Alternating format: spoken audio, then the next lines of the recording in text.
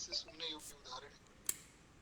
महाराज, जैसे कोई व्यक्ति किसी गांव का सरपंच है, तो गांव के किसी भी व्यक्ति से अगर आपका झगड़ा हो जावे या कुछ बहस हो जाए, तो आप सरपंच के पास अगर जाएंगे तो सरपंच आपको अभयत्व प्रदान करेगा। इसका मतलब ये कि जो सरपंच है वो आपको बचा लेगा उस व्यक्ति से, क्योंकि वो गांव का मुखिया है। पर अगर आपकी लड़ाई किसी दूसरे गांव के व्यक्ति से हुई हो तो सरपंच नहीं बचा पाएगा, तो फिर उससे भी ऊपर कोई आदमी ढूंढना पड़ेगा। तो मान लीजिए किसी मंत्री से आपकी बहुत अच्छी पहचान हो, तो मंत्री आपको केवल अपने राज्य के लोगों से बचा सकता है। दूसरे राज्य से अगर कुछ लड़ाई हो गई तो प्रधानमंत्री के पास जाना पड़ेगा। इस प्रकार ऊपर जाते जाते जाते जाते आप देवताओं तक पहुंच जाएंगे। तो देवता भी आपको अभयत्व प्रदान कर सकते हैं। इंद्र देव जो है देवताओं के राजा है। अब कोई कहे कि महाराज हमारी ग्रह दशा बड़ी खराब है, तो राजा से प्रार्थना करेंगे, राजा आज्ञा देंगे कि भैया इनको परेशान मत करो क्योंकि हमारे प्रिय हैं। तो अभयत्व तो देवता भी प्रदान कर देंगे, लेकिन वो देवता अपने आप से अभय नहीं करेगा आपको। अपने आप से तो वो डरा के ही रखेगा। आशा करता हूँ कि आपको ये उदाहरण समझ आया होगा। लेकिन भगवान की करुणा ऐसी है कि प्रभु तरु तर कपिडार पर किए आप समान, तुलसी कहो न राम सो साहिब शील निधान। श्री गोस्वामी जी कहते हैं कि प्रभु तरुतर, भगवान की करुणा कैसी है। देवता भी अभयत्व प्रदान करते हैं, लेकिन देवता अपने आप से अभय नहीं कर सकते। कोई भी व्यक्ति आपको अपने आप से अभय नहीं करेगा। अपने आप से अभय तो केवल भगवान कर सकते हैं। प्रभु तरुतर, भगवान बैठे हैं पेड़ के नीचे कपीडार पर, और जितने वानर हैं सब भगवान के साथ में, उनमें से बहुत से वानर पेड़ के ऊपर बैठे हैं। तो किसी का पांव भगवान के सिर को लग रहा है, किसी की पूंछ भगवान के ऊपर लटक रही है। तो लक्ष्मण जी ने कहा ये तो बड़ी भारी अभद्रता है महाराज, अरे भगवान के ऊपर कोई पांव करके बैठता है। लक्ष्मण जी ने कहा प्रभु आज्ञा दीजिए, मैं अभी इनको सीधा कर देता हूँ। भगवान ने कहा नहीं लक्ष्मण, ये बेचारे वानर हैं, इनको क्या पता मर्यादा का, कोई बात नहीं, ये बैठे हैं, इनको बैठे रहने दो। तो गोस्वामी जी कहते हैं कि ऐसा शील किसी दूसरे में कहाँ होगा। तुलसी कहूं न राम सो साहिब शील निधान। भगवान जैसा शील अन्यत्र मिल पाना बड़ा कठिन है। इसलिए भगवान जो है हमें अपने आप से अभय करते हैं। तो अभयम सर्वभूतेभ्यो ददामि तत्व्रतम मम, भगवान का व्रत है कि तुम मेरी शरण में आ जाओ, मैं तुम्हें सब जीवों से, समस्त चराचर जगत से और स्वयं अपने आप से अभय कर दूंगा। भगवान किसी को डरा के थोड़ी रखते। हाँ, डर जरूर जाते हैं कि जिनकी केवल वक्र भ्रिकुटी से सागर सप्त उबलते देखा, उनको माँ कौशल्या के भय से अश्रु बिंदु दृघ ढलते देखा। श्री बिंदु जी महाराज कहते हैं कि जिन्होंने आंख उठाई तो महाराज सागर थर थर कांपने लग गया। तो जब माँ कौशल्या उनके पीछे डंडा लेकर भागती हैं तो वे रोते हैं। तो प्रबल प्रेम के पाले पढ़कर प्रभु को नियम बदलते देखा। तो भगवान भक्त को डराते नहीं, भक्त से डर अवश्य जाते हैं। ये भगवान की करुणा है। भगवान की करुणा में कोई संशय नहीं करना चाहिए। कृपा तो नित्य निरंतर बरस ही रही है। महाराज हम लोग बैठकर श्री भगवान के सामने भक्तमाल की कथा सुन रहे हैं, गोस्वामी जी जैसे महान संत की बात सुन रहे हैं। ये कोई सामान्य बात नहीं है। हर व्यक्ति को तो सहज विश्वास ही नहीं होता है कि भगवान भी है। और किसी को ये विश्वास हो जावे तो उसको ये विश्वास नहीं होता कि महाराज भगवान का नाम जपने से, कथा सुनने से कल्याण होगा। इस पे भी विश्वास हो जाए तो उसको संतों पर विश्वास नहीं होता है कि संतों ने जो बातें कही कि अरे, ऐसे भी बहुत से लोग मैंने खुद देखा, वो महाराज भगवान में ही गलतियां निकालते हैं। तो बोले अरे भगवान को ऐसा नहीं करना चाहिए था। अरे भैया, हम कलयुगी प्राणी, हम अपनी बुद्धि से ये निर्णय कर रहे हैं कि भगवान को ऐसा करना चाहिए था या नहीं। तो इतनी कलुषित तो हमारी बुद्धि हो गई। संतों को लोग गालियां दे रहे हैं। तो हम पर भगवान की कितनी कृपा है कि हम श्रद्धा और विश्वास के साथ जो है संत की वाणी को सुनकर उसको जीवन में धारण कर पा रहे। इससे बड़ी कृपा क्या होगी। यार एक बार प्रेम से बोलिए भक्त वत्सल भगवान की जय। नारायण। तो इस प्रकार से संत का संग संत बना देता है। सोई जाने जी देहु जनाई, जाने तुम्हें तुम्हें हो ही जाए। संत के संग से व्यक्ति संत हो जाता है महाराज। और ऐसे ही अगर अर्थ धर्म काम और मोक्ष आदि के साथ रहने से नरक के साक्षात द्वार काम की भी गिनती चारों पदार्थों में हो जाती है। बड़ी सुंदर उदाहरण गोस्वामी जी ने दी। जैसे कोई व्यक्ति संतों के साथ रहे, खूब बढ़िया तिलक लगा लिया और खूब बढ़िया सुंदर वेश बना लिया। अब संतों का गुण तो है नहीं, लेकिन संतों के साथ रहता है। तो कभी किसी जगह से अगर वो निकलेंगे तो लोग तो सबको ही प्रणाम करेंगे, लोग तो उस व्यक्ति को भी संत ही समझेंगे। वो संतों के साथ रहता है।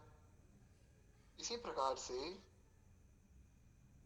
चार पदार्थ हैं, चार पुरुषार्थ हमारे शास्त्रों में बताए गए, अर्थ धर्म काम और मोक्ष। तो कहते हैं कि इनमें से अर्थ बहुत अच्छा है। क्यों? क्योंकि अगर हमारे पास अर्थ होगा, कुछ धन होगा, तो भगवान की सेवा, गौ माता की सेवा, संतों की सेवा की जा सकती है। धर्म तो होना ही चाहिए, धर्मेण हीना पशुभिः समाना, धर्मो हितेषु अधिको विशेषो धर्मेण हीना पशुभिः समाना। महाभारत में श्री वेद व्यास जी ने कहा कि आहार निद्रा भय में तुम सामान्य तत्पशुभिः नराणाम, धर्मो हितेषु अधिको विशेषो धर्मेण हीना पशुभिः समाना। महाभारत का ये श्लोक है। तो बड़ा सुंदर भाव है। आशा करता हूँ कि मेरी आवाज जो है क्लियर आ रही होगी। नारायण। तो कहते हैं श्री व्यास जी महाराज, वेद व्यास जी, वे बताते हैं कि आहार निद्रा भय और मैथुन, खाना पीना सोना परिवार की वृद्धि करना, ये तो सामान्य पशु भी कर रहे हैं। तो पशुओं में और मनुष्य में भेद क्या है? धर्मो हितेषु अधिको विशेषो। पशु में और मनुष्य में भेद है धर्म का। पशु का कोई धर्म नहीं है। पशु कुछ भी करता रहता है, कहीं भी सो जाता है, कुछ भी खा लेता है, किसी के साथ भी जो है संतति कर लेता है। लेकिन मनुष्य एक धर्म से, एक व्यवस्था से चलता है। और अगर मनुष्य में भी ऐसा जो है संयम ना हो, मनुष्य भी अधर्मी हो जावे। परम पूज्य परम श्रद्धेय श्री करपात्री जी महाराज ये कहा करते थे कि जिस मनुष्य के जीवन में कोई नियम नहीं है, सुबह जल्दी उठना है, ब्रह्म मुहूर्त में तो उठना ही है, या अब 10 माला 11 माला फेरनी है तो 11 माला करनी ही करनी है, जिसके जीवन में ऐसा कोई नियम नहीं है, वो पशु ही है, वो मनुष्य है ही नहीं, वो चलता फिरता पशु है। तो धर्मेण हीना पशु ही समाना। इसलिए धर्म भी बहुत अच्छा है महाराज। तो अर्थ भी अच्छा हो गया, धर्म भी अच्छा हो गया, मोक्ष तो अच्छा है ही। मोक्ष तो सबको ही चाहिए। तो इन तीनों के साथ रहता है काम। और काम अच्छा नहीं है, क्योंकि मन में कामना होगी तो वो कामना जो है हमारा अहित करेगी। मन में किसी के कामना हुई, महाराज रावण के मन में कामना हुई कि मैं अमर हो जाऊं, सबको जीत लूं। अंत में क्या उसका अंत हुआ आप सबको ज्ञात है। हिरण्याक्ष हिरण्यकश्यप के मन में कामना हुई, दुर्योधन के मन में कामना हुई। तो कामना तो महाराज नरक तक ले जाने वाली है। इसीलिए श्री गोस्वामी तुलसीदास जी महाराज ने कहा रामचरितमानस में कि जाहि न चाहि कबहु कछु, तुम सन सहज सने, बसहु निरंतर तासु उर, सो राहुल निज गेह। भगवान ने वाल्मीकि जी से पूछा कि प्रभु, हम वन में रहने आए हैं, हमें पिताजी की आज्ञा हुई है, तो कहाँ रहें? कोई स्थान बताइए। तो 18 स्थान बताए, जिनके श्रवण समुद्र समाना। प्रभु श्री वाल्मीकि जी कह रहे हैं, प्रभु जिनके कान समुद्र के समान है, यानी कि आपकी कथा सुनने के लिए जो लोग बड़े लालायित रहते हैं, जो लोग आपकी कथा सुनने के लिए बड़े बेचैन रहते हैं कि कब भगवान की कथा सुनने को मिले, कोई कोई व्यक्ति भगवान की बात बता दे, कोई व्यक्ति हमें कोई अच्छी बात बता दे। तो जिनके श्रवण समुद्र समाना, उनके यहाँ रहो। आगे उन्होंने बहुत सी बातें कही, 16 स्थान बताए हैं श्री वाल्मीकि जी ने। उसमें उन्होंने कहा जो नित्य आपका नाम जपता है, नित्य आपकी सेवा करता है, आदि आदि। अंत में कहा वाल्मीकि जी ने कि जाहि न चाहिए कबहू कछु, जिनको प्रभु कभी कुछ नहीं चाहिए, और तुम सन सहज सने, बस आपसे प्रेम है, प्रेम के बदले में उनकी कोई मांग नहीं है, बस आपसे प्रेम करते हैं और उसके बदले में मांगते कुछ नहीं है। तो जाहि न चाहिए कबहू कछु, तुम सन सहज सने, बसहु निरंतर तासु उर सो राउर निज गिए। प्रभु आप उनके हृदय में निरंतर वास कीजिए। क्यों? क्योंकि वो आपका अपना घर है। अपना घर क्यों है महाराज? अपना घर तो वही होता है जहां दूसरा कोई ना रहे। अगर हमारे घर में आकर कोई दूसरा रहने लग जाए तो वो हमारा घर कहाँ रह जाएगा फिर? हमारा घर तो वो होगा ना जिसमें केवल हम रहें, हमारे प्रियजन रहें। तो बस उसी प्रकार से भगवान जिस हृदय में रह रहे हैं, उस हृदय में अगर काम भी रहे, क्रोध भी रहे, मत मत्सर भी रहे, तो फिर वो भगवान का घर कैसे रह जाएगा? इसलिए भगवान का अपना घर तो वही घर है जहाँ केवल और केवल भगवान ही विराजे, दूसरा कोई रहे ही ना। गिरा अर्थ जल बीच सम कहियत भिन्न न भिन्न, बंदो सीता राम पद जिन्हीं परम प्रिय खिन्न। मेरे मन मानस बसो, श्री राधा नागर सो, जातन की छाई पड़े, श्याम हरित द्युति हो। हमारी हरिदासी परंपरा का ये भाव है, बड़ा सुंदर भाव है। स्वामी हरिदास जी महाराज की पंक्ति है, मेरे मन मानस बसो श्री राधा नागर सोए। और कोई नहीं, केवल प्रिया प्रियतम मेरे मन में रहे, ऐसी मेरी कामना है। तो भगवान का निजी घर वही स्थान है, वही मन है जिस मन में केवल भगवान रहे, दूसरे किसी का कोई चिंतन ही ना बने। वास्तव में वही भगवान का अपना घर है। इसलिए श्री कबीर दास जी ने कहा कि चाह गई चिंता मिटी और मनुआ बेपरवाह, जिनको कछु नहीं चाहिए वे शाहन के शाह। श्री कबीर दास जी ने कहा कि जिसके मन में काम है, कभी ना कभी उसके मन में कुछ ना कुछ कामना भी हो जाएगी। पर जिनको कछु नहीं चाहिए, चाह ही चली गई, जब चाह ही चली गई तो चिंता भी मिट गई। अब महाराज मन में कामना हो कि हमारे पास खूब पैसा हो, तो फिर चिंता इस बात की होगी कि अगर पैसा आ गया तो रखेंगे कहाँ। इस बात की चिंता होगी कि पैसा आएगा कहाँ से, क्या करें, कैसे कमाएं, कमा रहे हैं तो क्या और कैसे काम करें कि और पैसा मिल जाए। मन से चाह ही चली गई कि पैसा चाहिए, तो चिंता भी मिट गई और मन हुआ बेपरवाह, मन हो गया बेपरवाह। जिनको कछु नहीं चाहिए वे साथ के साथ, जो मन से ही संतुष्ट हो गया और जिसके मन में भगवान बैठ गए, तो उसका तो जीवन आनंद में हो ही जाता है। बड़ा सुंदर भजन है, जिसके हृदय में राम नाम बंद है, उसको हर घड़ी आनंद ही आनंद है। अब पूरा तो दास को स्मरण में नहीं है, पर बड़ा अच्छा भाव है। भगवान का नाम, भगवान की कथा जिसके हृदय में है, भगवान जिसके हृदय में है, वो वास्तव में हर राजा का भी राजा है। क्योंकि राजा के मन में भी कामना है, तो कामनाओं से बांधे हुए है, वो कामनाओं का गुलाम है। पर जिसके मन में काम ही नहीं है, वो किसी का गुलाम नहीं महाराज। तो इस प्रकार से मनुआ बेपरवाह, श्री कबीरदास जी ने कहा, तो चाह ही चली जावे, तो फिर तो केवल आनंद ही शेष रह जाएगा, फिर तो कोई चिंता भी नहीं। तो इसी प्रकार से अधर्म, क्षमा चाहूंगा, ये जो काम है, काम वास्तव में बुरा है, पर धर्म, अर्थ और मोक्ष के साथ रहते रहते इसकी भी गणना चारों पुरुषार्थों में हो गई। तो सरल शब्दों में, जब हम संतों का, भक्तों का, वैष्णवों का संग करेंगे, तो हम चाहे बुरे से बुरे हों, बुरे से बुरे हों, लेकिन संतों का संग करने से हमारी चित्त की वृत्ति शुद्ध होगी और हमें भगवान की प्राप्ति सहज ही हो जाएगी। इसलिए श्री भगवान ने शबरी माता को जो नवदा भक्ति का उपदेश दिया है, उसमें भगवान ने कितनी सुंदर बात कही। भगवान कहते हैं कि प्रथम भगति संतन कर संगा, दूसरी रति मम कथा प्रसंगा। बहुत सुंदर उपदेश है।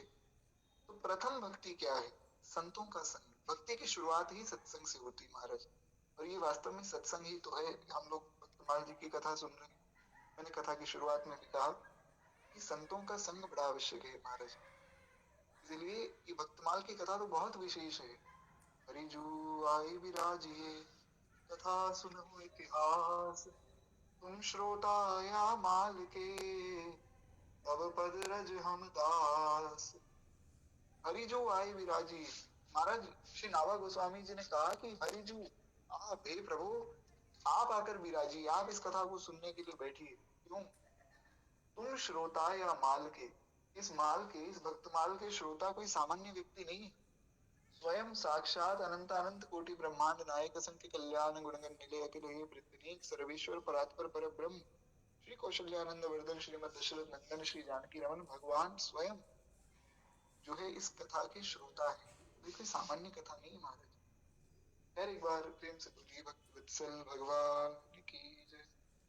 संत की बड़ी भारी महिमा है। इसलिए श्री हरे राम बाबा के हम जो है कोई ना कोई पद सुनते ही हैं प्रभु कृपा से। तो हरे राम बाबा के जो पद हैं वो इतने सुंदर हैं, इतने प्यारे हैं। अब बाबा के साथ कोई बैठा हो, चाहे वो बहुत दुष्ट व्यक्ति भी हो, लेकिन जब बाबा गाते थे तो उसके मन में भी तो आता होगा कि प्रभु हम पर भी कृपा करो, हमें भी मिलो महाराज। जैसे बाबा का एक बड़ा प्यारा पद है, बड़ा करुण ये पुकार है श्री हरे राम बाबा की। बनो इतने न निर्मोही, दया सागर कहते हो। बनो इतने न निर्मोही, दया सागर कहते हो। सभी के कष्ट हरते हो, हमें फिर क्यों सताते हो। बाबा कह रहे हैं भगवान से कि प्रभु आप इतने निर्मोही क्यों हो गए? आपको क्या हमसे बिल्कुल भी मोह नहीं है? क्या हमसे बिल्कुल भी प्रेम नहीं है? अगर आपको हमसे कोई प्रेम ही नहीं है तो आपने हमें शरण में क्यों लिया? और जब शरण में ले लिया और प्रेम भी नहीं करना है तो फिर दया सागर किस बात के लिए कहते हैं लोग आपको? महाराज बाबा रोने लगे। सभी के दुख हरते हो, हमें फिर क्यों सताते हो। बाबा कहते हैं प्रभु जब सबके ही कष्टों को हरते हैं, मेरा भी एक दुख है, मैं आपका दर्शन करना चाहता हूँ, मुझ पर भी कृपा कीजिए। जो दोगे दर्श निज जन को, तुम्हारा क्या हर्ज होगा। न आते जो बुलाने से, मुझे तुम क्यों रुलाते हो। बनो इतने न निर्मोही, दया सागर कहते हो। जो दोगे दर्श निज जन को, तुम्हारा क्या हर्ज होगा। ये प्रभु अगर हमें आप दर्शन दे देंगे तो आपका क्या घट जाएगा महाराज? दर्शन ही तो देना है। ना आते जो बुलाने से, मुझे तुम क्यों रुलाते हो।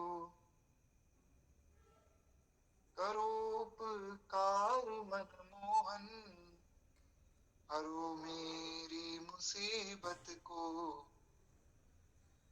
बाबा ने कहा कि अब तो महाराज फैसला हो जाए। भगवान ने कहा कैसा फैसला? तो बाबा ने कहा देखो अब दो काम होंगे, या तो आप मुझ पर कृपा कर दो, करो उपकार मनमोहन हरो मेरी मुसीबत को। क्या मुसीबत है? एक ही मुसीबत है महाराज, दर्शन करना है। देखो चाहत कमल नयन को, नित दिन रहत उदासी। अखियां हरि दर्शन की प्यासी, हरि दर्शन की प्यासी। तो ही नाथ, या तो मेरी मुसीबत को हर लीजिए, या तो मुझे दर्शन दे दो। करोपकार मनमोहन, हरो मेरी मुसीबत को, अकारण मैं हितैषी हूँ, तुम ही गीता में गाते हो। या तो दर्शन दीजिए या फिर ये कहना छोड़ दीजिए कि मैं तो बिना कारण के ही कृपा कर देता हूँ, कोमल चित अति दीन दयाला, कारण बिन रघुनाथ कृपाला। या तो ये कहना बंद कर दीजिए, या तो ये कह दीजिए कि मुझे कारण चाहिए कृपा करने का, पहले तुम लोग अच्छे बनो फिर कृपा होगी। या तो साफ ये कह दो महाराज।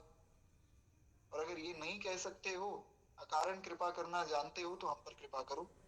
भगवान ने कहा क्यों करें, तो बाबा ने कहा कि यही तो बात है, कारण ही तो आपको चाहिए नहीं महाराज, कृपा कीजिए, बस हम कह रहे हैं तो हम पर कृपा कर दीजिए, क्योंकि हम आपके हैं और आप हमारे हैं। इससे बड़ा क्या कारण होगा। हे प्रभु, हे नाथ, हम तो केवल आपके हैं, आप केवल हमारे हैं। हे प्रभु, हम पर कृपा कीजिए। इसी चिंता में रहता हूँ, तुम्हें मैं किस तरह पाऊं, पुकारूं किस तरह तुमको, जिसे सुन दौड़े आते हो। ये बैठकर सोच कर लिखे हुए पद नहीं, श्री हरे राम बाबा के मन का भाव है ये महाराज। जो वे गाते रहते थे उनको बड़ी मुश्किल से संजोया गया है, मन में जो उनके भाव थे। ये एक संत के मन की वाणी है महाराज, कितनी सुंदर बात है।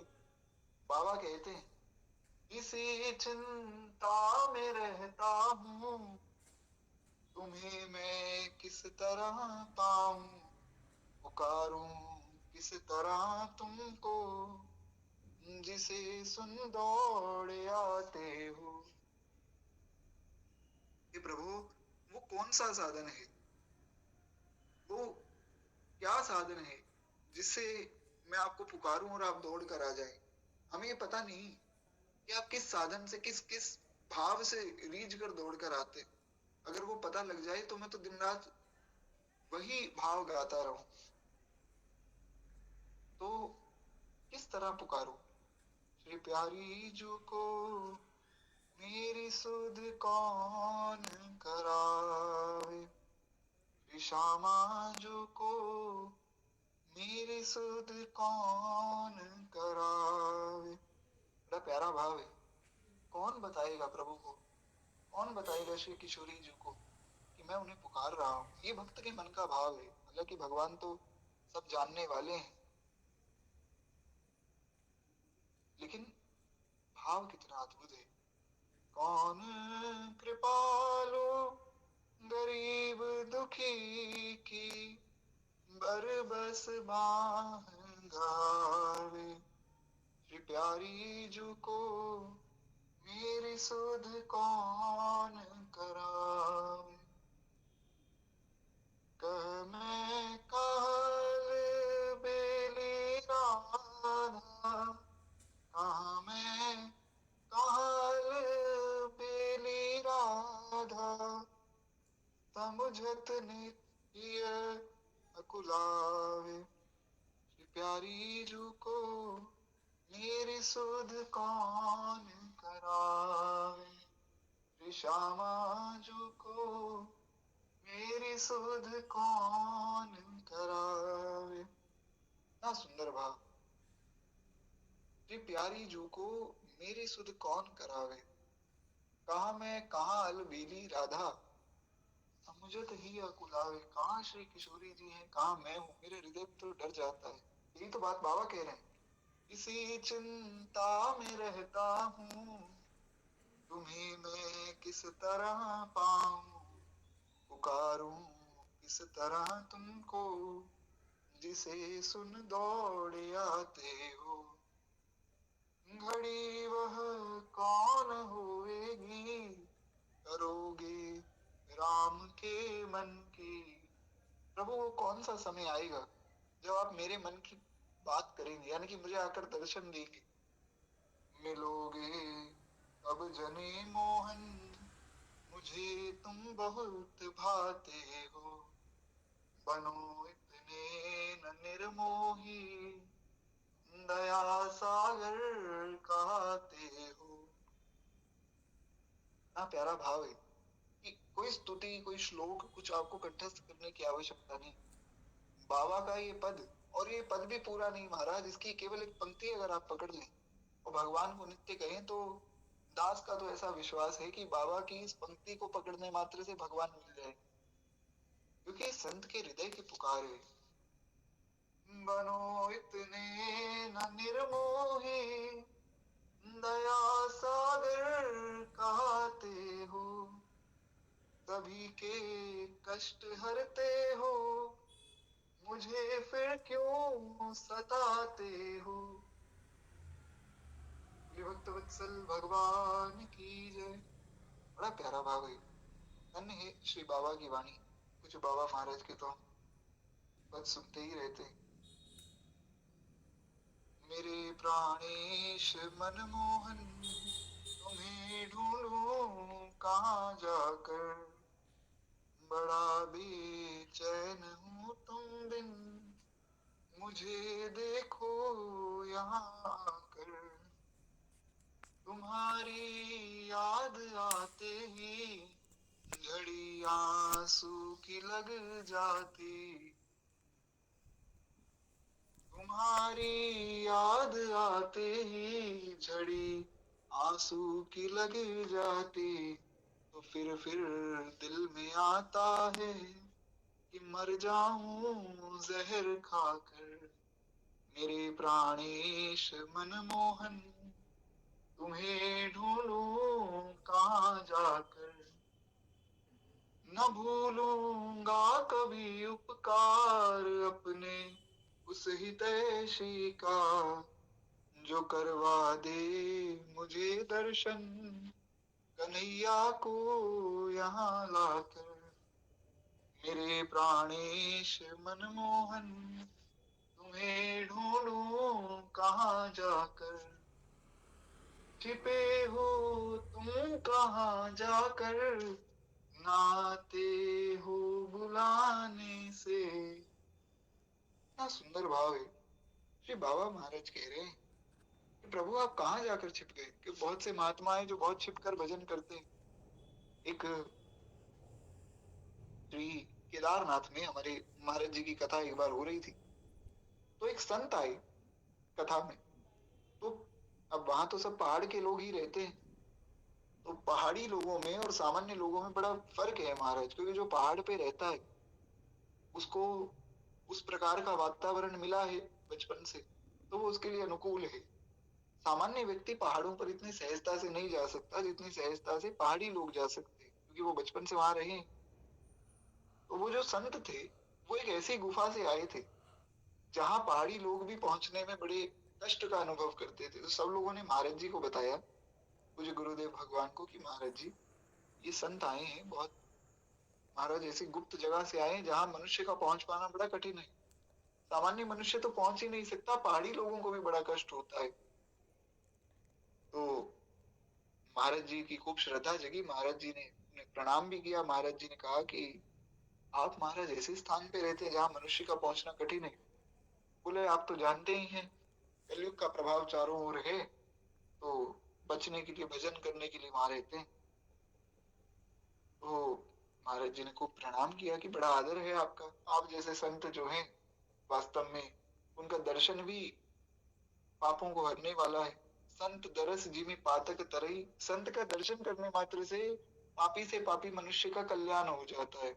इसीलिए जो भक्त नामावली कही है श्री भगवत रसिक देव जी ने, उसमें अकबर का नाम आया। तो प्रश्न ये उठा कि महाराज अकबर तो आता ही था, अकबर का नाम क्यों आ गया भक्त नामावली में? तो उसका उत्तर यही है कि अकबर ने संतों का संग किया। स्वामी श्री हरिदास जी महाराज का दर्शन कर लिया, तानसेन जैसे भक्त का दर्शन कर लिया, गोस्वामी तुलसीदास जी जैसे भक्त का दर्शन कर लिया, श्री सूरदास जी जैसे भक्त का दर्शन कर लिया, तो वो पापी कहाँ रह गया? तो इसीलिए श्री भगवत रसिक देव जी ने अकबर का नाम भी भक्तों की गणना में लिखा। अकबर भी महाराज, अभी हमने यही तो दोहा सुना कि जो पातकी मनुष्य है, जो दुष्ट मनुष्य है, वो भी संतों की संगति पाकर सुधर जाता है। इसलिए महाराज धन्य है वे संत जिनकी कृपा से अकबर भी सुधर गया। कहने का आशय ये कि संसार बड़ा भयावह है, बचने के लिए, भजन करने के लिए हम दूर रहते हैं, ऐसा उन संत ने कहा। अब जब उन संत ने कहा तो महाराज जी को बड़ी श्रद्धा जगी, उन्होंने प्रणाम किया। तो उन संत ने बताया कि ये तो कुछ भी नहीं है, अरे हम तो फिर भी ऐसी जगह रहते हैं जहाँ कोई पहाड़ी व्यक्ति पहुंच जाता है, कोई आटा दाल पहुंचा देता है, थोड़ी सेवा हो जाती है। हमारा एक चेला है, वो चेला तो ऐसी जगह पर रहता है जहां हम भी नहीं जा सकते, जहां जाना बड़ा कठिन है। वो जगह इतनी दुर्गम है कि पहाड़ी व्यक्ति भी वहां नहीं पहुंच सकता है। तो वो चेला भी आया था। तो महाराज जी ने उनसे पूछा कि अरे भैया, आप जो है ऐसी जगह पे क्यों रहते हैं? तो उन्होंने कहा महाराज जी क्या बतावें, हम भजन करना चाहते हैं, तो केवल भजन करने की आशा से हम ऐसे स्थान में रहते हैं। बस एक रेडियो अपने पास रखते हैं और कुछ भी नहीं रखते। हफ्ते में एक बार गुरु जी का दर्शन करने आते हैं, तो गुरु जी के पास आटा दाल चावल जो भी रहता है वो उठाकर ले आते हैं। तो गुरु जी को तो कोई ना कोई सेवा कर ही देगा, हमारे पास कोई पहुंच नहीं सकता है, तो थोड़ा आटा दाल चावल की व्यवस्था यहाँ से हो जाती है, और कुछ हमारे पास है नहीं, और एक रेडियो रखते हैं बस। तो महाराज जी ने पूछा कि आप तो भजन करना चाहते हो, तो रेडियो में क्या सुनते हो फिर? रेडियो तो नहीं सुनना चाहिए। वो रोने लग गए। संतों का हृदय कैसा कोमल होता है महाराज। वो बोले कि महाराज जी, मैं रेडियो में कोई देश दुनिया की खबरें नहीं सुनता हूँ। अरे मैं जिस स्थान में रहता हूँ वहां इतनी ज्यादा सर्दी है कि किताबें गल जाती हैं। आप सोचिए आप वो कहाँ रहते होंगे। वो बोले किताबें गल जाती हैं, तो इसलिए रेडियो अपने पास रखता हूँ, रेडियो में मुझे बताए कितने बजे कहाँ रामचरितमानस आ रही होती है। तो रामचरितमानस की कथा 2 घंटे भी दिन में सुन लो तो जीवन को विश्राम मिल जाता है और खूब भजन में मन लगता है फिर। ये संतों की रहनी है। तो संत तो महाराज खूब छिप कर रहे थे। तो बाबा ने कहा कि प्रभु, आप संतों की तरह कहाँ जाकर छिप गए? छिपे हो तुम कहाँ जाकर, न आते हो बुलाने से, मजा क्या तुमको आता है मुझे इस तौर तड़पा कर। मेरे प्राणेश मनमोहन, तुम्हें ढूंढूं कहाँ जाकर। विनय कर जोड़ कर दोनों यही है राम की तुमसे, समा जाऊं तुम्ही में मैं, तुम्हें आनंद घन पाकर। मेरे प्राणेश मनमोहन, तुम्हें ढूंढूं कहाँ जाकर। भक्त वत्सल भगवान की जय। बड़ा प्यारा भाव है। नारायण। तो हम लोग थोड़ा आगे बढ़े। महाराज गोस्वामी जी की वाणी तो गोस्वामी जी की वाणी, एक ही दोहा शुरू हुआ और एक ही दोहे पर अभी तक हम बैठे हैं, आगे बढ़ ही नहीं पा रहे हैं। दास का तो ऐसा विचार है कि जब एक ही दोहे पर इतनी अद्भुत चर्चा चल रही है तो एक भाव और सुन लिया जाए। भक्तमाल जी की जो कथा है, श्री बिहारी जी के जो अन्य शिष्य गण है, श्री कील देवाचार्य जी का चरित्र हमें सुनना है, वो हम कल की कथा में सुन लेंगे। क्योंकि गोस्वामी जी ने कहा गुरु संगति गुरु होई सो, लघु संगति लघु नाम। चार पदार्थ में गने, नरक द्वार हूं काम। जो काम नरक का द्वार है वो तीनों पदार्थों के संग से चतुर्थ जो है पुरुषार्थ हो गया। तो गुरु की संगति से व्यक्ति गुरु क्यों नहीं होगा? इसलिए कोई गुरु साक्षात भगवान है, गुरु कोई शरीर थोड़ी है। और ये बहुत बड़ा अपराध है महाराज। शास्त्रों में यहाँ तक वर्णन आया कि जो गुरु को मनुष्य समझता है, शालीग्राम जी को एक पत्थर समझता है, भगवान के चरणामृत को केवल पानी समझता है, भगवान के महाप्रसाद को अन्न समझता है, या किसी भक्त वैष्णव को सामान्य मनुष्य समझता है, उसकी जाति के आधार पर उसको उसका तिरस्कार करता है, वैष्णव अपराध करता है, तो संतों का ही अनुभव है। संत कहते हैं कितना ही नाम जपते रहोगे ये पाप नहीं कटेंगे। भगवान के नाम में अचिंत अपार सामर्थ्य है। गोस्वामी जी ने कहा, कहूं कहाँ लगी नाम बढ़ाई, राम न सकहि नाम गुण गाई। इतनी महिमा भगवान के नाम की है कि भगवान में भी हिम्मत नहीं अपने नाम की महिमा गा दें। लेकिन ये अपराध अगर कर दिए तो नाम भी उसे नहीं काट सकता है, इसलिए बचना चाहिए। भक्त अपराध, भगवत अपराध, प्रसाद के प्रति, गौ माता के प्रति, ब्राह्मणों के प्रति, वैष्णवों के प्रति बिल्कुल भी अपराध बुद्धि नहीं होनी चाहिए। ये बहुत भारी अपराध है महाराज। इसलिए तुलसी वृक्ष न जानिए और गाय न जानिए ढोर, और गुरु मनुज न जानिए ये तीनों नंद किशोर। गौ माता के रूप में, गुरु जी के रूप में और तुलसी जी के रूप में साक्षात भगवान ही बैठे। तो गुरु तो साक्षात भगवान है, गुरु भगवान से अलग नहीं। इसीलिए श्री हरिराम बाबा का ही एक पद है, मन में भाव आया तो पता नहीं कब पुनः समय मिलेगा तो आज ही सुन लेते हैं महाराज। बड़ा प्यारा भाव है।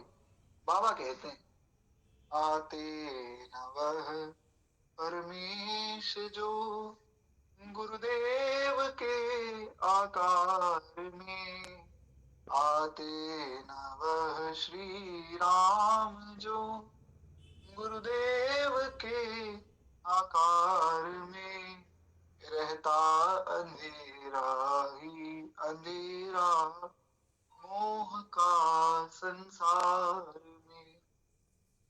इतना सुंदर भाव है। याते न वह घन श्याम जो गुरुदेव के आकार में, रहता अंधेरा ही अंधेरा मोह का संसार में। बाबा कहते हैं कि अगर वो भगवान हमारे गुरु जी का रूप लेकर, गुरु जी का शरीर धारण करके अगर भगवान ही ना आते धरती पे, क्योंकि गुरु रूप में साक्षात भगवान आए हैं हमारा कल्याण करने, तो अगर भगवान गुरु रूप में ना आते तो रहता अंधेरा ही अंधेरा मोह का संसार में, सारा संसार मोह के अंधेरे में डूब रहा होता। महाराज सारा संसार क्यों डूबता? आशा करता हूँ कि मेरी आवाज आप लोगों को आ रही होगी। बड़ा सुंदर प्रसंग है, बहुत सावधानी से सुनिएगा। नारायण, सारा संसार इसलिए मोह में डूब जाता क्योंकि जो व्यक्ति अंधा है उसको तो संसार में अंधेरा ही दिख रहा है, उसे तो पता ही नहीं ना कि संसार में प्रकाश क्या है, रंग क्या है, क्योंकि उसने संसार को देखा ही नहीं। इसी प्रकार से जिसकी जैसी दृष्टि होती है, यथा दृष्टि तथा सृष्टि। अब किसी के मन में ये भाव हो कि महाराज सब लोग बड़े दुष्ट हैं, तो उसको सब व्यक्ति दुष्ट ही दिखेंगे। एक बार श्री पितामह भीष्म ने परीक्षा ली। कई जगहों पर वर्णन है द्रोणाचार्य जी ने परीक्षा ली, कई जगहों पर पितामह का नाम आया, पर प्रसंग बड़ा प्रेरक है तो गुरु जी का नाम ले लेते हैं। गुरु जी ने कहा, द्रोणाचार्य जी ने कहा युधिष्ठिर जी को कि जाओ घूमो और देखो कि तुम्हें कैसे कैसे लोग मिलते हैं, लोगों को ऑब्जर्व करो, देखो लोगों की प्रवृत्ति कैसी। तो युधिष्ठिर जी को कहा कि एक बुरा व्यक्ति ढूंढ कर लाओ, कोई एक बुरा व्यक्ति तुम्हें मिले तो उसको लेकर आना। तो युधिष्ठिर जी ने कहा गुरु जी जो आज्ञा। और ऐसे ही दुर्योधन को बुलाया। तो दुर्योधन ने कहा कि कहिए गुरु जी क्या करना है। तो द्रोणाचार्य जी ने कहा कि तुम एक दुष्ट व्यक्ति को ढूंढ कर लाओ, तुम भी एक बुरे व्यक्ति को ढूंढ कर लाओ। तो अब यहाँ से दुर्योधन गया, दूसरी ओर से युधिष्ठिर जी गए, दोनों अपने अपने रास्ते गए। तो युधिष्ठिर जी पहले आए, हाँ पहले दुर्योधन आया। तो दुर्योधन बड़ा खुश होकर आया महाराज। तो द्रोणाचार्य जी ने पूछा कि लगता है तुम अपना कार्य सफलता से करके आए हो, तुम्हें कोई बुरा व्यक्ति मिला? और दुर्योधन तो महाराज खूब हंसने लगा। दुर्योधन ने कहा गुरु जी क्या बतावें, ये सारे लोग ही बुरे हैं, मुझे तो कोई अच्छा व्यक्ति मिला ही नहीं। हाँ मैं बहुत अच्छा हूँ, बाकी सब लोग तो बहुत बुरे हैं, ये संसार तो बुरे लोगों से भरा हुआ है गुरु जी, मैं क्या बताऊं, बस एक मैं ही अच्छा रह गया इस संसार में। तो गुरु जी ने कहा ठीक है भैया जाओ, तो फिर युधिष्ठिर जी आए। युधिष्ठिर जी मुंह लटका के उदास थे। तो द्रोणाचार्य जी ने पूछा कि युधिष्ठिर तुम क्यों उदास हो भैया? युधिष्ठिर जी ने कहा गुरुजी मैं क्या बताऊं, मैं बहुत लोगों को मैंने देखा, बहुत लोगों के गुण भी देखे, उनको समझा भी, पर मुझे ये समझ आया कि सबसे बुरा तो सिर्फ मैं हूँ, बाकी सब लोग तो अच्छे हैं, मैं बहुत बुरा हूँ।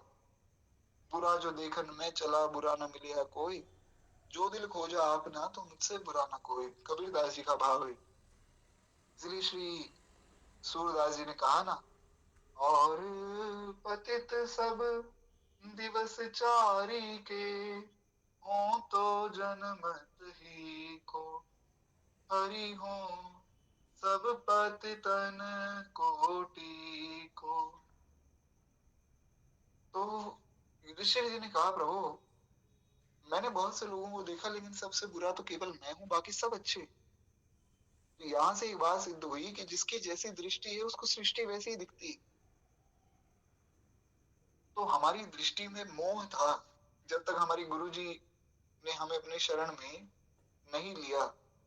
मारी सदगुरु गई, मारी सदगुरु गई, सदगुरु बाह गई।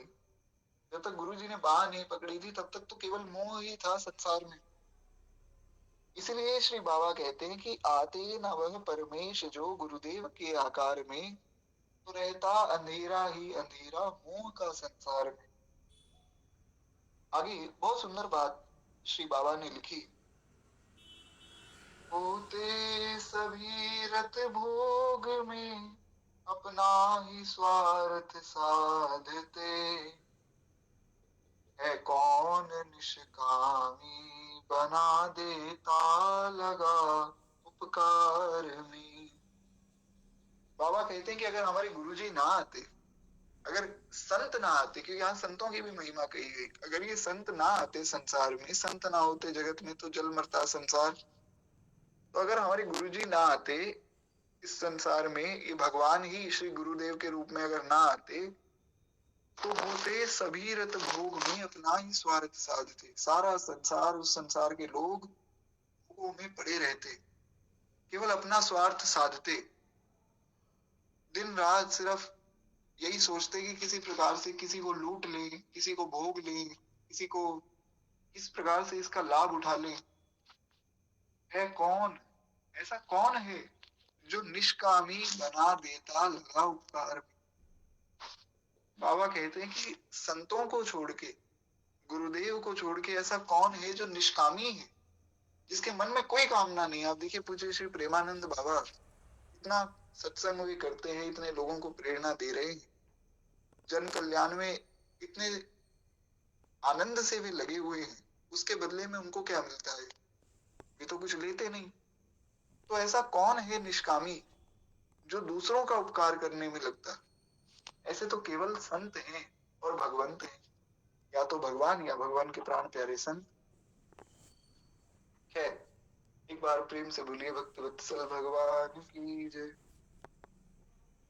नारायण।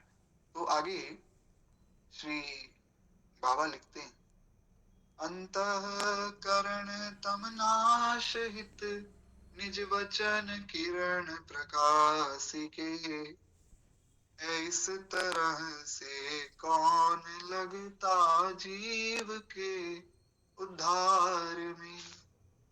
अंतःकरण तम नाश हित, निज वचन किरण प्रकाशिके। हमारे अंतःकरण के मल का नाश करके गुरुदेव ने वचन सुनाए, जो गुरुदेव ने हमें उपदेश दिया, उनकी कथा सुनी, उनका उपदेश सुना, तो हमारा अंतःकरण शुद्ध हुआ। तो इस तरह से कौन लगता जीव के उद्धार में। बड़ा अद्भुत स्मरण हुआ परम पूज्य परम श्रद्धेय श्री प्रभुपाद जी का।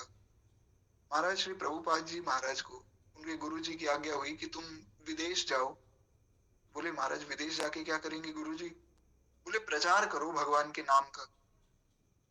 तो श्री प्रभुपाद जी ने कहा कि गुरु जी हमें कहाँ प्रचार करना आता है, लेकिन गुरु आज्ञा हुई तो गुरु केवल आज्ञा ही नहीं देते, गुरु तो महाराज सामर्थ्य भी देते हैं।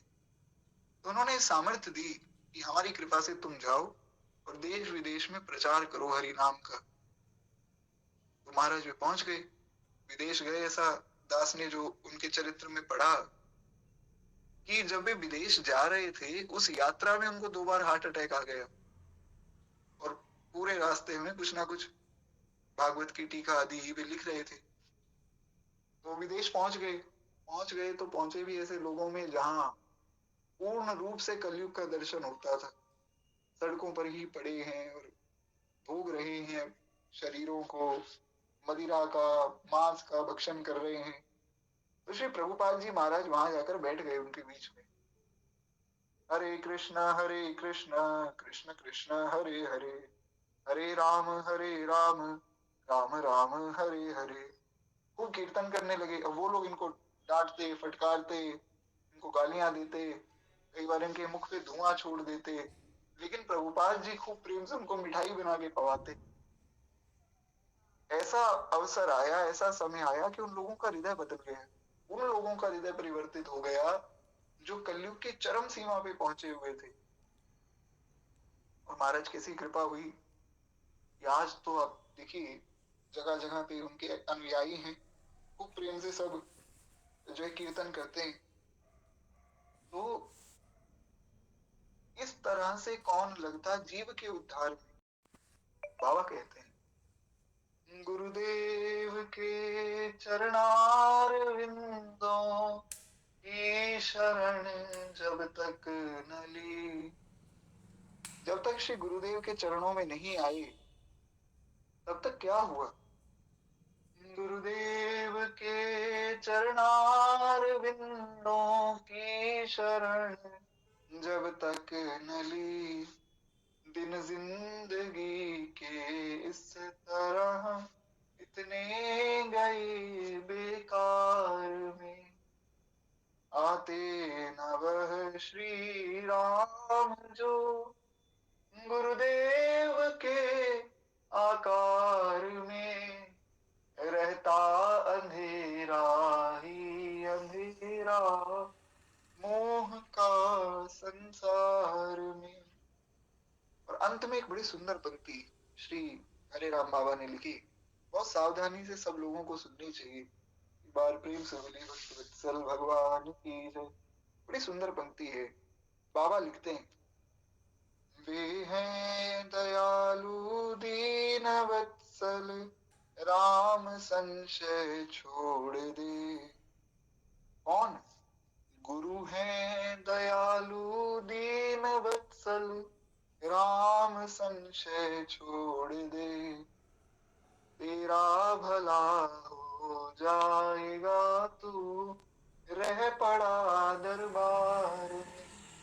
कुछ मत करो, पड़े रहो, तेरा भला हो जाएगा तू रह पड़ा दरबार में, आते न वह परमेश जो गुरुदेव के आकार में, रहता अंधेरा ही अंधेरा मोह का संसार। बोले भक्त वत्सल भगवान की जय, सदगुरुदेव भगवान की जय। बड़ा सुंदर गोस्वामी जी का ये उदाहरण है। गुरु संगति गुरु होई सो लघु संगति लघु नाम, चार पदार्थ में गने नरक द्वार हूं काम। छोटे से छोटा व्यक्ति भी संत की संगति से सम्मानित हो जाता है, और किसी दुष्ट की संगति से कोई बड़े से बड़ा व्यक्ति भी महाराज अपमानित होता है। आज भी लोग कहते हैं अरे युधिष्ठिर जी ने जुआ खेला, युधिष्ठिर जी ने गलत किया। युधिष्ठिर जी ने गलत कुछ नहीं किया, क्योंकि जुआ उन्होंने अपनी मर्जी से नहीं खेला, ये आज्ञा थी उनको धृतराष्ट्र की। धृतराष्ट्र ने कहा जुआ खेलो, तो आज्ञा मानकर उन्होंने जुआ खेला। उन्होंने कोई जुआ खेलने के भाव से अपने मन से जुआ नहीं खेला, इसलिए उनको पाप भी नहीं लगा। क्योंकि अगर श्रेष्ठ जन कोई आज्ञा देते जो शास्त्र विरुद्ध है तो उसका पाप उनको ही लगता है। तो महाराज गलती तो नहीं थी बिल्कुल भी युधिष्ठिर की, लेकिन आज भी अपमान तो उनका ही होता है। क्यों? लघु की संगति से व्यक्ति लघु हो जाता है। तो इस प्रकार से संतों का संग हमें करना चाहिए। अब एक ही चौपाई पर लगभग प्रभु कृपा से 1 घंटा चर्चा हुई, एक ही दोहे पर। तो एक दो दोहे हम और सुने, उसके बाद फिर वाणी को विश्राम देंगे। तुलसी गुरु लघु तालहत, लघु संगति परिणाम। देवी देव पुकारियत, नीच नारी नर नाम। कहते हैं कि नीच मनुष्यों की संगति का यह परिणाम होता है कि वे बड़े महत्व वाले पुरुष की भी लघुता को प्राप्त हो जाते हैं। जैसा अभी हमने सुना कि नीच मनुष्य का संग करने से कोई बहुत बड़ा व्यक्ति हो तो भी वो लघुता को प्राप्त हो जाता है, तो भी वो नीच लोगों की गणना में आ जाता है। नीच स्त्री पुरुषों के नाम होने से देवी देवता भी लघुता से ही पुकारे जाते हैं। कई बार ऐसा जो है देखा जाता है महाराज कि कई ऐसी देवियां हैं जिनके नाम थोड़े बहुत ज्यादा मर्यादित नहीं है, तो उनको भी लघु ही माना जाता है तो वे देवी देवता। लेकिन नीच व्यक्ति की संगति जो है व्यक्ति को नीचे गिराती है। तुलसी की एक कुसंगति थी, होई दाहिने बाम। कही सुनी सकुचे सुन कल, गत हरि शंकर नाम। तुलसीदास जी कहते हैं कि कुसंगति में स्थित रहने से अच्छे भी बुरे हो जाते हैं। कोई व्यक्ति बहुत अच्छा है, बहुत भजनानंदी है, और वो अगर कुसंगति में रहेगा, बुरे लोगों की संग में रहेगा, तो धीरे धीरे उसके चित्त पे प्रभाव पड़ेगा और वो भी बुरा हो जाएगा। इसलिए श्री गोस्वामी तुलसीदास जी महाराज ने विनय पत्रिका में कहा, तजिए ताहि कोटि बैरी सम, यद्यपि परम स्नेह। जाके प्रिय न राम वैदेही, प्रिय न राम वैदेही। जाके प्रिय न राम वैदेही, तजिए ताहि कोटि बैरी सम, यद्यपि परम स्नेही। जाके प्रिय न राम वैदेही, जाके प्रिय न राम वैदेही। तजिए ताहि कोटि बैरी सम, यद्यपि परम स्नेही। जिसको भगवान प्रिय नहीं है उसको करोड़ों दुश्मनों के समान त्याग दो, चाहे वो कितना ही बड़ा प्रेमी हितैषी क्यों ना हो। तजो पिता प्रहलाद विभीषण, बंधु भरत महतारी। प्रहलाद जी ने पिता को त्याग दिया, भरत जी ने माता को त्याग दिया, विभीषण जी ने भाई को त्याग दिया। क्यों? प्रिय न राम वैदेही, क्योंकि उनको भगवान प्रिय नहीं थे। इसलिए सूरदास जी ने कहा कि जाके संग कुमति उपजत है, भरत भजन में भंग। तज मन हरि विमुखन को संग, तज मन हरि विमुखन को संग। जो हरि से विमुख हैं, जो भगवान से विमुख हैं, उनके संग को त्यागो। क्यों? जाके संग कुमति उपजत है और परत भजन में भंग। जिनके संग से कुमति आती है और भजन में भंग पड़ जाता है, ऐसे लोगों के संग को त्याग देना चाहिए।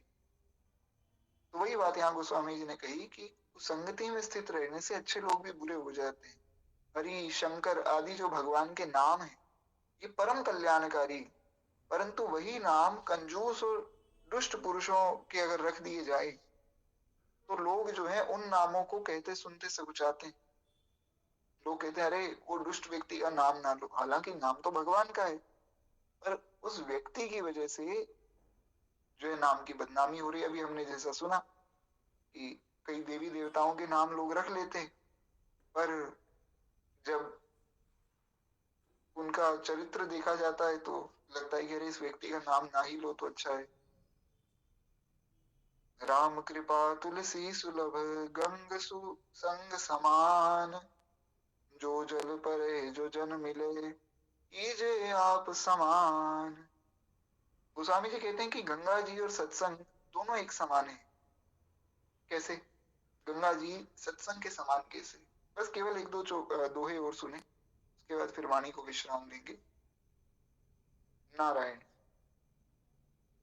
कहते हैं कि गंगा जी और सत्संग दोनों एक समान है। कैसे? कहते हैं कि गंगा जी में कैसा भी जल पड़ जाए, गंगा जी में तो महाराज बहुत तरह का जल गिरता है, कैसा भी जल पड़े वो गंगा जल ही हो जाता है। ऐसे ही सत्संग में कैसे भी दुर्जन मनुष्य चले जाएं, कहीं भगवान की कथा हो रही, कोई दुष्ट से दुष्ट व्यक्ति भी चला गया तो सत्संग उसे पवित्र कर देगा। जैसे गंगा जी उस मैले जल को भी पवित्र कर देती है, उसी प्रकार परंतु इनकी प्राप्ति राम कृपा से ही सुलभ है। बिनु सत्संग विवेक न होई, राम कृपा बिनु सुलभ न सोई। सबको थोड़ी सत्संग मिलता है महाराज। अब आप देखिए, लगभग लगभग 1,500 लोग हैं पूरे ग्रुप में। मैं ये बिल्कुल भी नहीं कह रहा हूँ कि सबको सत्संग प्राप्त नहीं हो रहा है, मैं केवल एक भाव निवेदन कर रहा हूँ। बहुत से ऐसे लोग हैं जो इस कथा का लाभ नहीं ले पा रहे। अगर वे कोई भी और प्रकार से भगवान की स्मृति कर रहे हैं, बहुत अच्छी बात है, पर कथा का लाभ तो सबको नहीं मिल पा रहा है। बहुत से लोग जो है ऐसे भी हैं जो संतों को सुनते ही नहीं। यूट्यूब पे कितने कितने संत हैं, कितने अच्छे अच्छे उपदेश दे रहे हैं, बहुत से लोग उनको सुनते ही नहीं। उनके सामने कोई संत आ जाए तो तुरंत जो है वीडियो बदल देते हैं, दूसरी वीडियो चला लेते हैं, संतों को नहीं सुनेंगे। तो ये सब भगवान की कृपा से ही प्राप्त होता है, इसमें अपना कोई साधन हो ही नहीं सकता है। श्री श्री गोस्वामी जी ने कहा कि राम कृपा बिनु सुलभ न सोई, राम कृपा तुलसी सुलभ। ये राम कृपा से सुलभ है, गंगा जी का संग, संतों का संग। आप देखिए गोकर्ण जी और धुंधकारी का जो प्रसंग है श्रीमद् भागवत जी में, तो उसमें धुंधकारी इतना बड़ा महाखल है, महादुष्ट पापी है, पर वो भी गोकर्ण जी का जब उसने संग किया और जब गोकर्ण जी से भागवत की कथा सुनी तो भगवान का विमान उस धुंधकारी को लेने आया है महाराज। भगवान के दूत लेने आए हैं उस धुंधकारी को। ये है सत्संग की महिमा। नारायण आगे श्री गोस्वामी जी कहते हैं, बसी कुसंग चह सुजनता, ताकि आस निरास, तीर्थहु को नाम भो भयो महग के पास। कहते हैं कुसंगति में निवास करके जो सज्जनता की आशा करता है उसकी आशा निराशा मात्र है। मगध के पास बसने से पवित्र विष्णुपद तीर्थ का नाम भी गया पड़ गया। ये एक कवित्त का उदाहरण है, थोड़ा इसको अगर सावधानी से समझेंगे तो आपको समझ आएगा। एक बात होती है, एक शब्द होता है गया बीता। हम कहते हैं ना, अरे तो गए बीते व्यक्ति हैं, ऐसा कहा जाता है, अरे ये तो गया बीता व्यक्ति है, यानी कि कोई बहुत खास बहुत विशेष व्यक्ति नहीं, ऐसे ही सामान्य है। तो मगध एक स्थान है, उस मगध के लिए ऐसा कहा जाता है कि जो मगध में मरता है वो नर्क जाता है। तो श्री कबीरदास जी को किसी ने कह दिया कि महाराज आप तो काशी में रहते हो, काश्यान मरनान मुक्ति, काशी में मरने वाले की तो मुक्ति होती है और मगध में मरने वाला नर्क जाता है। तो कबीरदास जी ने कहा कि अब तो हम मगध में मरेंगे। तो लोगों ने कहा अरे कबीरदास जी ये तो जो है बहुत गलत बात आप कह रहे हैं। क्यों? तो महाराज जीवन भर काशी में रहे और अंत समय में क्यों ऐसा रिस्क लेना आपको, अगर नर्क चले गए तो? कबीरदास जी ने कहा कि भैया मैं नर्क जा ही नहीं सकता। क्यों? क्योंकि मैं भगवान का आश्रित हूं। तो मुझे पूरा भरोसा है कि भगवान मेरा अमंगल नहीं करे। तो जीवन भर तो काशी में रहे और मरने मगध चले गए। महाराज कबीरदास जी तो कबीरदास जी साक्षात भगवत स्वरूप थे। जब उन्होंने शरीर त्यागा तो फूल से ही प्रकट हुए थे और फूल ही बन गए। तो कबीरदास जी ने कहा, बड़ा सुंदर ये भाव है, केवल 1 मिनट दास को दीजिएगा।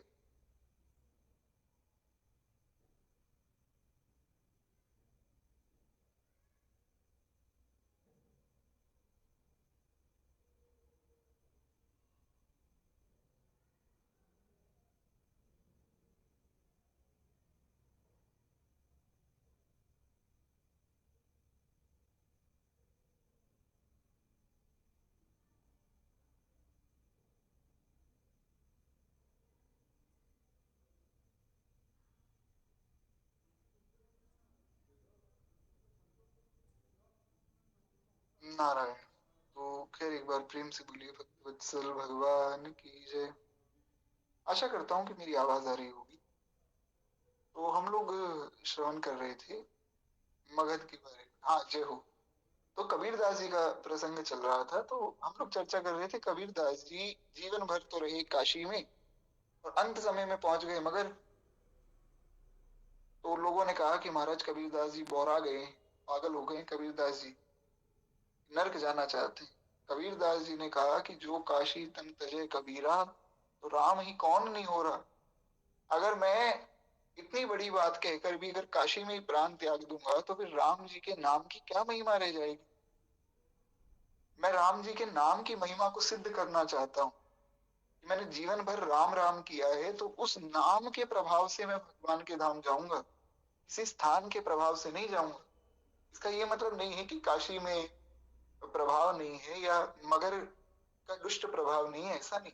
मगर का दुष्ट प्रभाव भी है, काशी का अच्छा प्रभाव भी है, पर नाम की इतनी महिमा है कि नाम की महिमा के आगे सब फीका हो जाता है। ये श्री कबीरदास जी दिखाना चाहते थे। तो ये जो मगर है, इसके पास में ही एक तीर्थ है गया। श्री गया जी में पिंड दान आदि करने, श्राद्ध कर्म आदि करने लोग जाते हैं ना। तो कहते हैं कि इतना पवित्र स्थान होने के बाद भी उसका नाम क्या रखा गया, गया। तो नीच व्यक्ति की संगति से अच्छा मनुष्य भी बुरा ही दिखता है समाज में। तो इस प्रकार से मुख्य बात जो हमें समझनी है वो ये है कि जो भगवान का विरोधी हो या भगवान से हमें दूर करे, उसके संग को त्यागना है, और जो भगवान के पास ले जावे उसका ही संग करना चाहिए। नारायण। आशा करता हूँ कि आप लोग जो है यहाँ तक की बात समझे होंगे। अब हम वाणी को ही विश्राम दें और कल पुनः हम लोग इसी समय पर जुड़ेंगे। आज वाणी को ही विश्राम देते हैं। एक बार प्रेम से बोलिए, श्री भक्त वत्सल भगवान की जय। बाल कृष्ण लाल की जय। उमापति महादेव की जय। सब संतन की जय, सब भक्तन की जय, आज के आनंद की जय। जय जय श्री सीताराम, जय जय श्री राधे श्याम। नमः पार्वती पतये, हर हर महादेव शंभु हर। तो किसी का कोई प्रश्न आदि हो तो हम कल की कथा में चर्चा कर लेंगे। अभी दास को निकलना होगा, तो आप सबसे मैं आज्ञा चाहूंगा, गलती भूल